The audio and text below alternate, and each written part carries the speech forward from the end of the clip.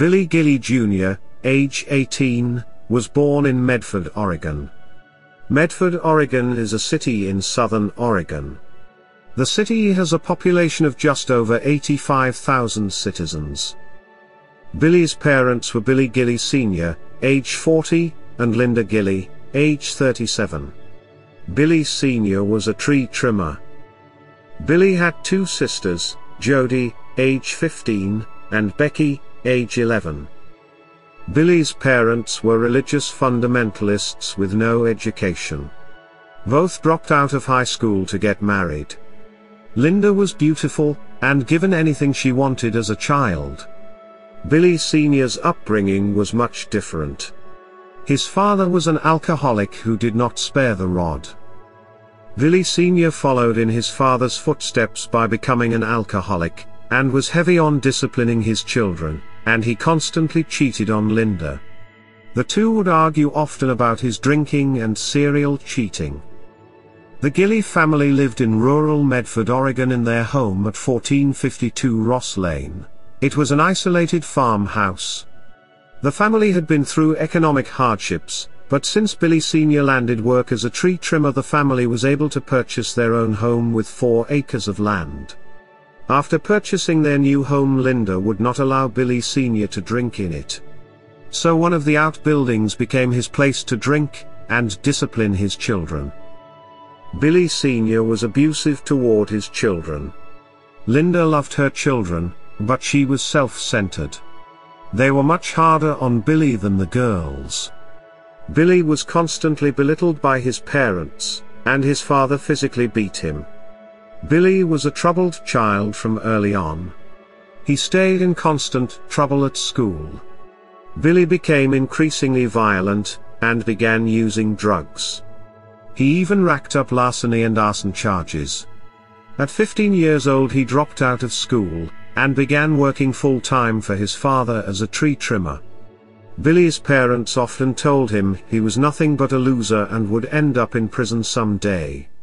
However, after dropping out of school, his parents seemed to be less abusive towards him. When Billy was 18 years old, he was angry at his father and decided to snitch on him for cheating.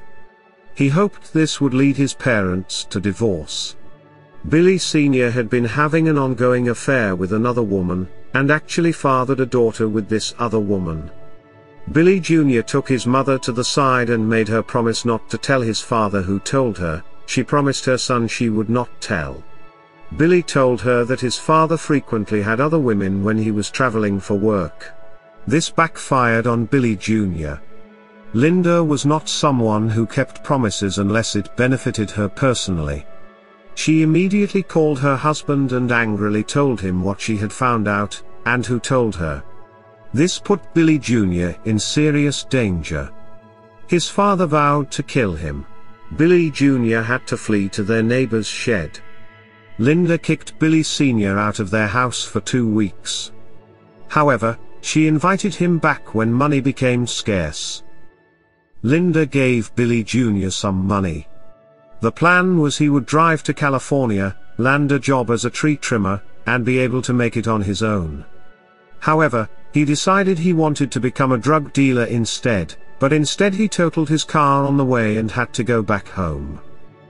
Early in the morning on April 27 in 1984, Jody awoke from a deep sleep to her brother Billy shoving her 11-year-old sister, Becky, into her bedroom. He told Jody to keep her sister in her bedroom. Becky asked Jody what she wanted with her, and she said she didn't want anything and rolled over and went back to sleep. Becky was perturbed that Billy woke her up. She left her sister's bedroom, and went back downstairs hoping to go back to sleep with her mother in her bed. A short time later, Jody was awakened by the sound of her 11-year-old sister Becky screaming. The screams were coming from downstairs. Jody knew her brother had done something terrible. She listened in fear as she heard him coming up the stairs toward her room. She just knew she was next. When he entered her room, he was covered in blood. His face was pale, and he was agitated. He first said, "I'm sorry I had to kill Becky too." He kept saying over and over, "We are free, and I'm not crazy, do you think I'm crazy?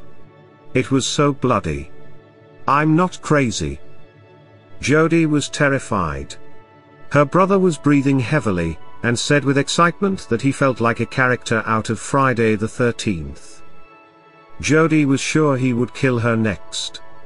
She thought of ways to escape, but there was only two ways.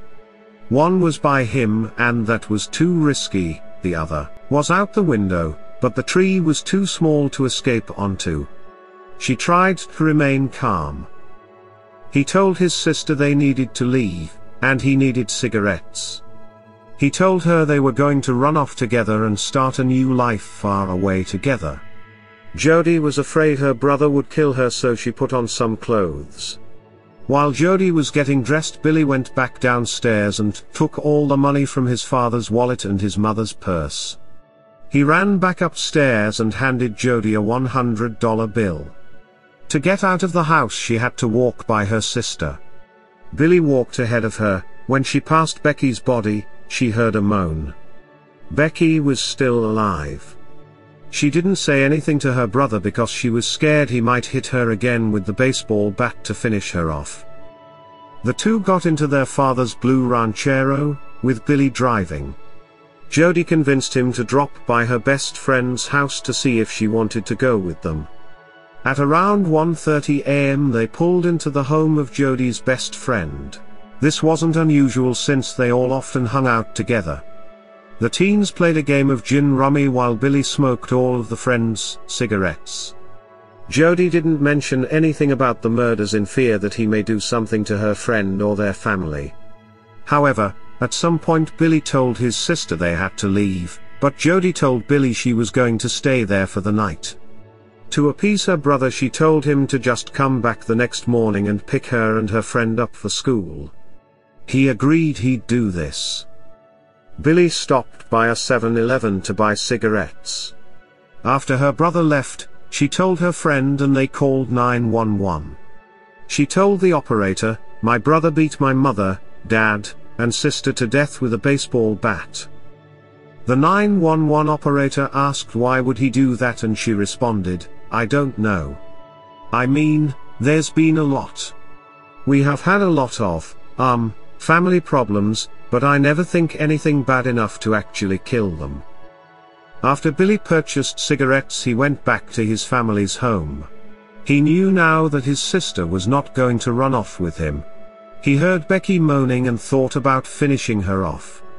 He thought about injecting her with poison because he had a needle hidden away in his room, but decided to just let nature take its course. He figured she would be dead soon anyway, and just went to his room. When police arrived at the home, they found Billy Jr. still in the home.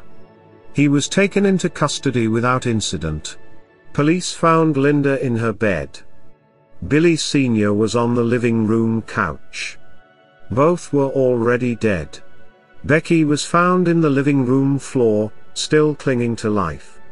She was transported by ambulance to Providence Hospital. She was in intensive care, but her injuries were so severe she was not expected to make it through the next day. She passed away later the next day from severe head trauma. Billy was charged with 3 counts of first-degree murder. During the trial it came out that Jody had been scolded and slapped for skipping school. Jody complained to her brother, and he said he wanted to kill them and throw their bodies into the lake because he claimed his father had previously tied him to a tractor and beat him with a garden hose.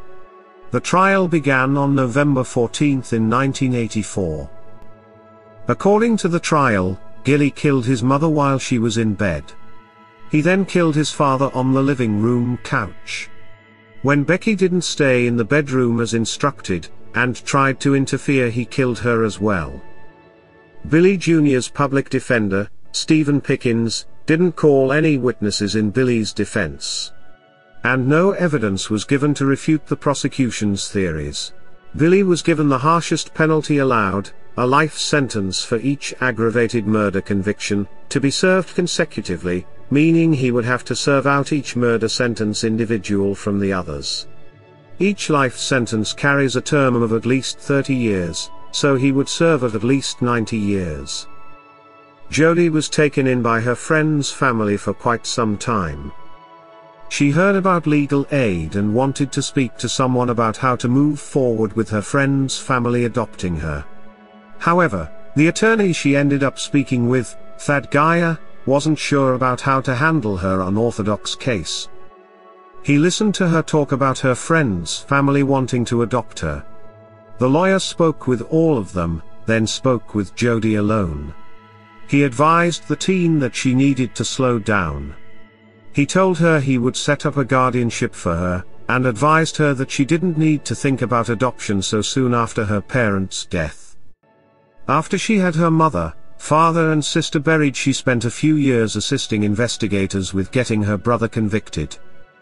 The community felt like Jody may have had something to do with the murders. They felt since she's the only one her brother didn't murder, she must have helped in some way. The community had no idea her brother was secretly obsessed with his sister, and had spent years abusing her in that way. He didn't kill her because he wanted to run off into the sunset with his own sister, and continue abusing her for the rest of her life. At some point, Jody living at her friend's home fell apart, and her lawyer and his wife ended up taking Jody in, and eventually adopted her. 24 years later, Gilley attempted to appeal his sentence, and eventually won the right to be resentenced. There was no question of his guilt. His new sentencing was based on the fact that Gilley was not provided with effective legal assistance. No mitigating circumstances were provided during the trial, and Gilley did not testify in his own defense. His attorney called no witnesses, and only cross-examined one prosecution witness, which was his sister Jody. Billy blames the violent murder on brain damage he suffered from the years of constant beatings by his father.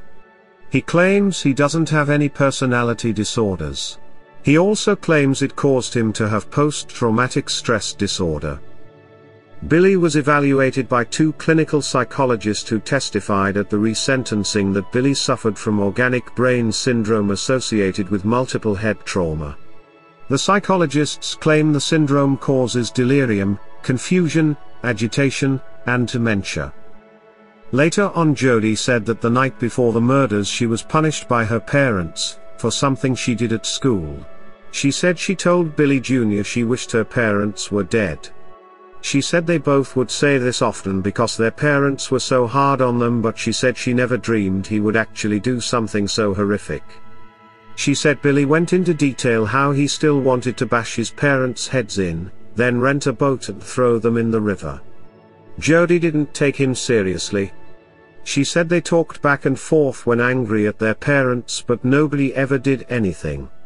She said later she noticed he was outside with a baseball bat hitting some cardboard. She thought it was odd, but figured he was probably just blowing off steam.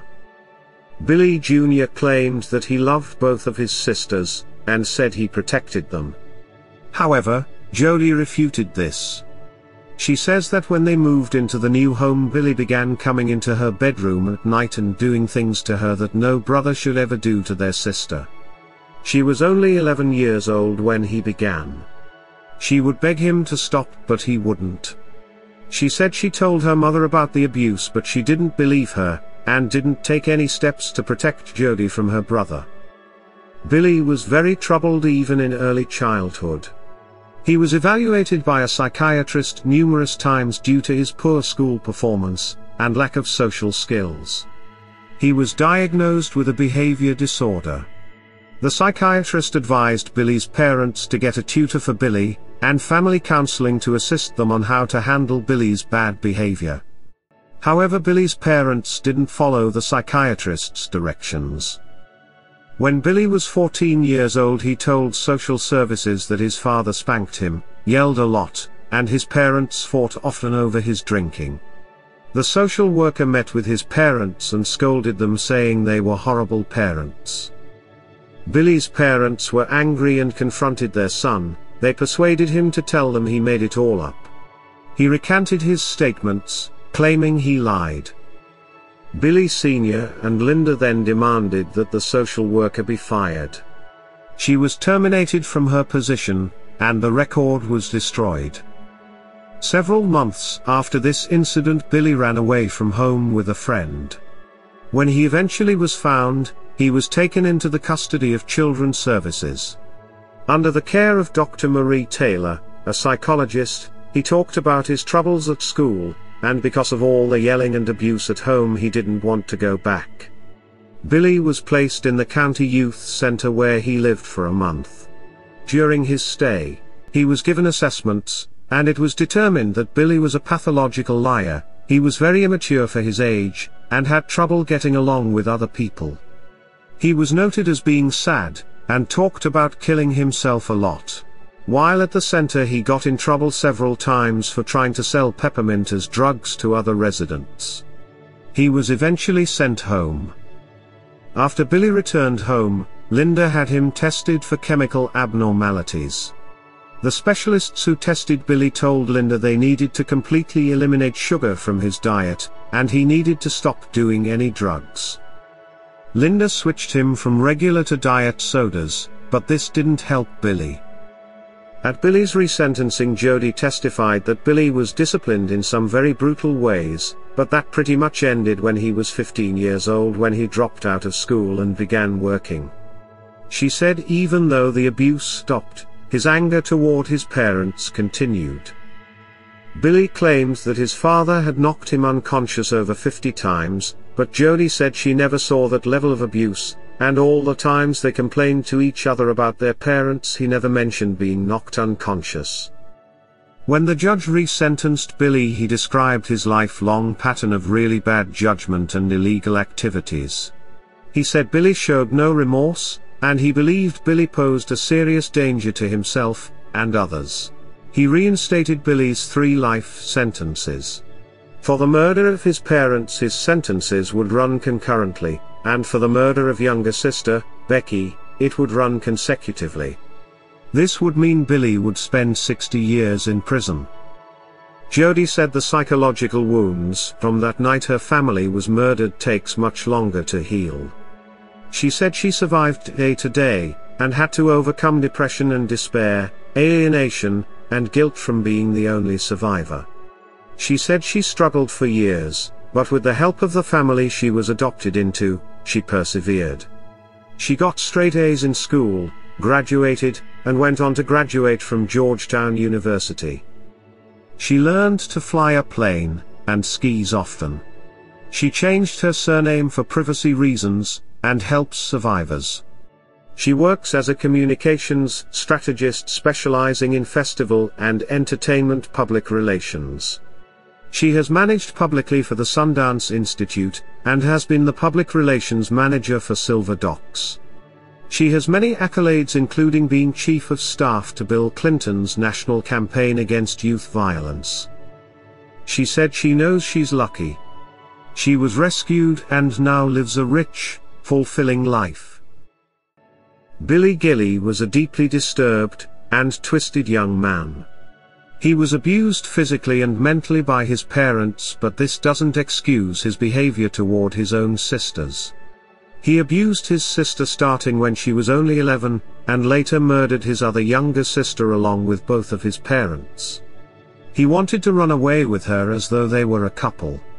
With the constant abuse, you can almost understand his anger toward his parents, but the things he did to his sisters is inexcusable, and just plain evil.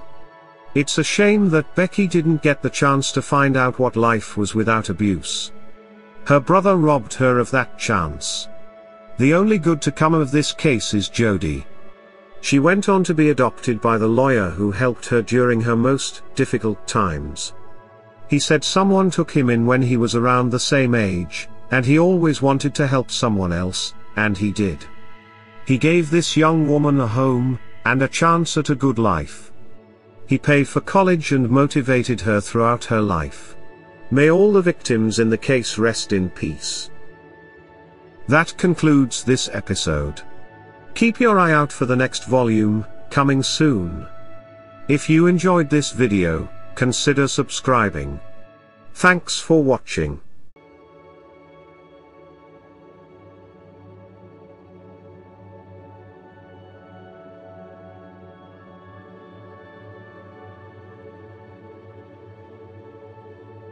Want to help support the channel you love, and get something in return? Simply purchase some Elizabeth's Chronicles merch. We have coffee mugs, t-shirts, sweatshirts, cozy blankets, beach towels, phone covers and more. Use the coupon code EC10OFF4U and get 10% off your order. The link to order is in the description area below this video. Thanks for helping Elizabeth's Chronicles continue to make the videos you love.